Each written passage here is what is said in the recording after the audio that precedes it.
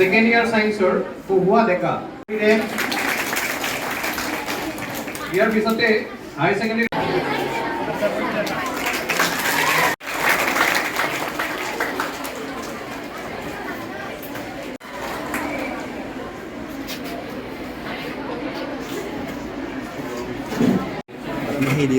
আমাৰ নৱগঠিত গুৰেশ্বৰ বিধানসভা সমষ্টিৰ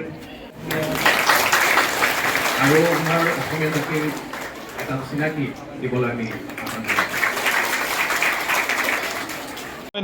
আঁচনি আজি আমাৰ গড়েশ্বৰ হায়াৰ ছেকেণ্ডেৰীত আনুষ্ঠানিকভাৱে বিতৰণ কৰা হৈছে আৰু আমাৰ গড়েশ্বৰ অঞ্চলত যিসমূহ হায়াৰ ছেকেণ্ডেৰী আছে প্ৰত্যেকখন হায়াৰ ছেকেণ্ডেৰীত মই নিজেই গৈ পাৰ্চনেলি গৈ যিসকল ছোৱালী এই নিযুত মইনা আঁচনিৰ সুবিধা পাব সেই ছোৱালীসকল আমাৰ স্কুল কৰ্তৃপক্ষ আৰু আমি বিতৰণ কৰি গৈ আছোঁ। আগন্তুক দিনত এই আঁচনিখনে আমাৰ উঠি অহা ছোৱালীসকলক যথেষ্ট সহায় কৰিব। ইতিমধ্যে এটা কথা পৰিলক্ষিত হৈছে আৰু প্ৰত্যেকখন ইনষ্টিটিউশ্যনৰ পৰাই মোক কৈছে যে লাহে লাহে যিটো নেকি স্কুল ড্ৰপ আউট সেই স্কুল ড্ৰপ আউটৰ সংখ্যা হ্ৰাস পাবলৈ ধৰিছে আৰু আমাৰ অঞ্চলত ক'ৰবাত বাল্য বিবাহ লাহে লাহে কমিব ধৰিছে আৰু অভিভাৱকেও নিজৰ ছোৱালীজনীক পঢ়োৱাৰ ক্ষেত্ৰত আজিকালি আগ্ৰহী হৈ ছোৱালীজনীক পঢ়িবলৈ কলেজলৈ পঠাই দিয়া হৈছে। গতিকে এক শৈক্ষিক ক্ষেত্ৰত এক বিপ্লৱৰ সূচনা কৰিছে এই আঁচনিখনে। এই ক্ষেত্ৰত মই মুখ্যমন্ত্ৰী মহোদয়ক আমাৰ সমষ্টিৰ হৈ আন্তৰিকতাৰে ধন্যবাদ জ্ঞাপন কৰিছোঁ। ইমান সুদূৰ প্ৰসাৰী এটা চিন্তালৈ